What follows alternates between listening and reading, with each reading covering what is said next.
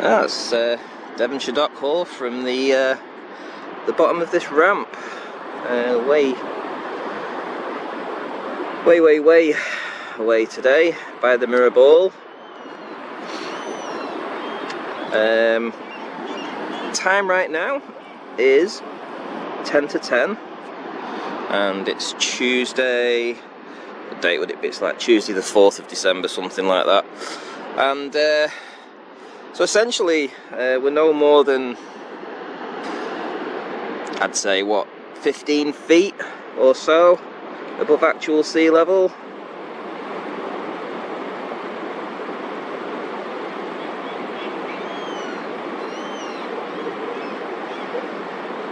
It's amazing we can actually see such a long distance to even still see those buildings.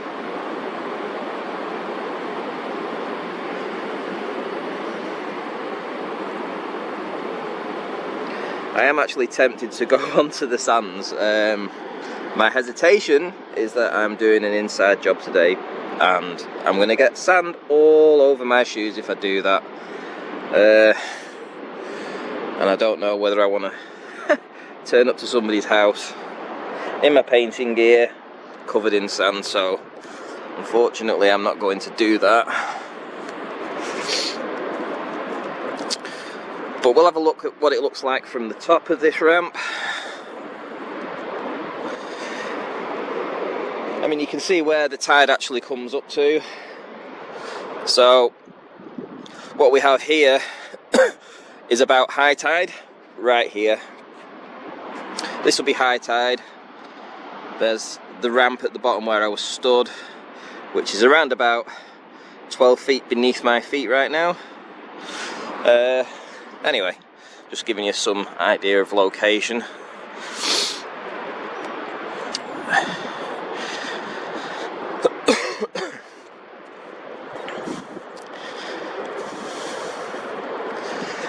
It's bloody cold today as well, and I'm out in a t-shirt, look. You see my arms.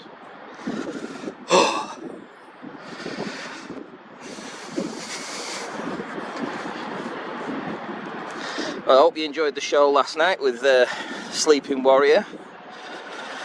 It was good to have him on. Right, let's have a look, see what we can see from much higher.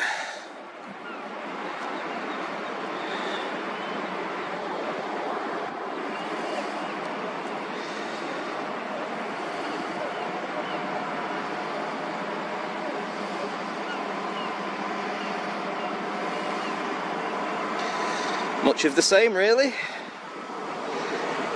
You can see how those buildings are compressed.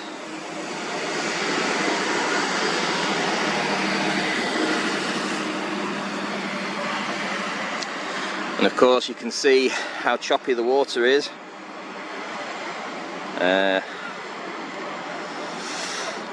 as the Globers will say, any blockage is curvature, right?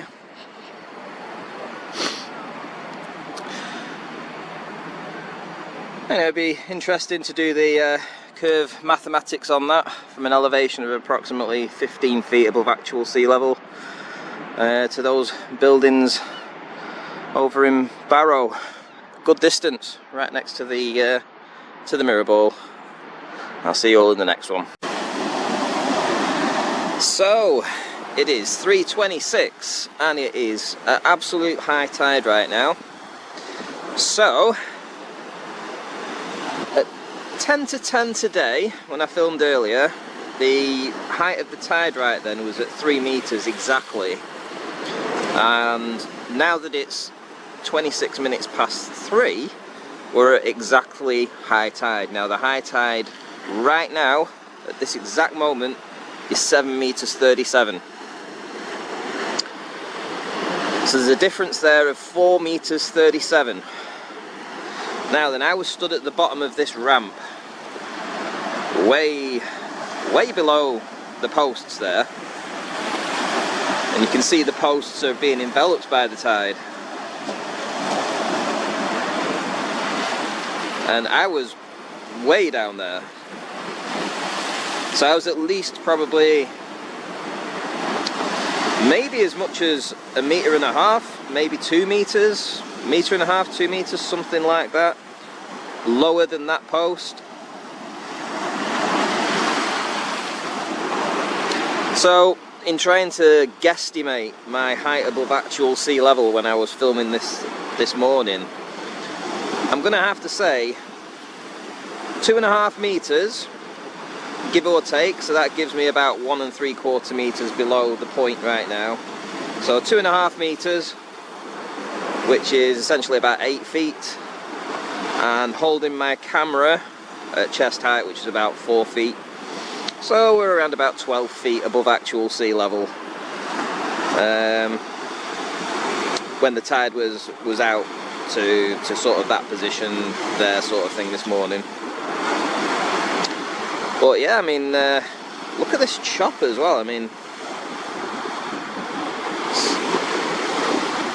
you can see the chop waves, and this is a chop coming in now. Boom. And then we got another one coming in. About every 4 seconds or so, I would say, the chop. Gives you a good impression of how substantial these waves actually are and the force behind them. But you can see the peaks and the troughs and how they force the height of the wave higher. It's interesting, if I get down a bit you may see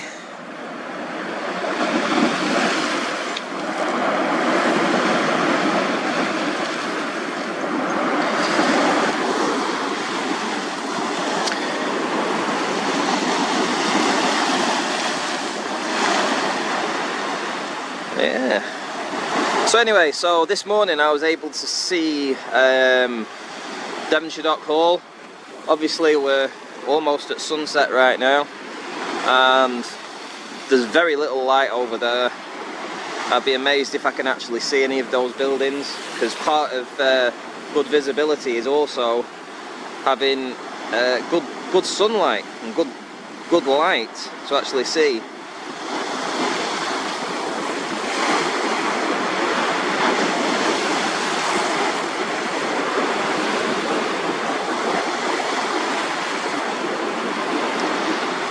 Not really seeing anything right now.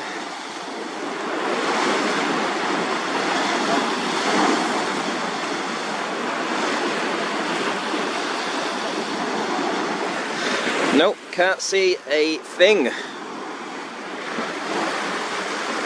Oh, anyway, I just thought I'd come down to try and get a pretty good height above actual sea level from this morning's footage. Because it's obvious that we were seeing a building that was no more than 80 foot high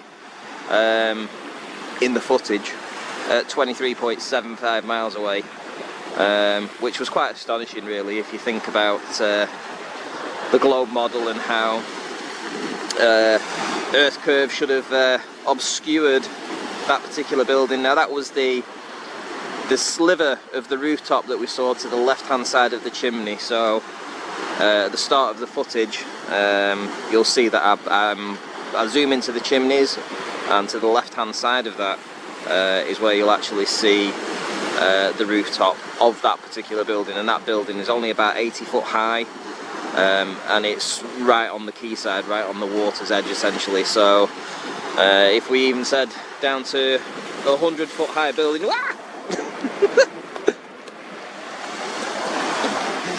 that wasn't very clever, and I just dropped my phone in the water as well, which wasn't very clever, so I'm probably going to have to put that in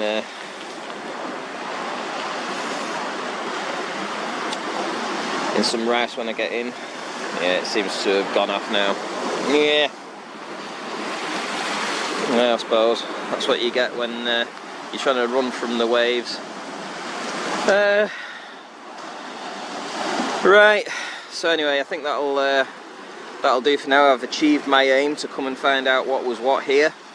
Oh, an Earth curve calculator would say that over 200 feet should have been missing from that, you know, from that observation this morning.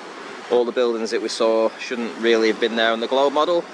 but we know the globe models bunk them, and always seems to get debunked in this area where we have very low lying topography underneath the water, so it's very interesting about this shoaling effect. Anyway, I'll see you all in the next one.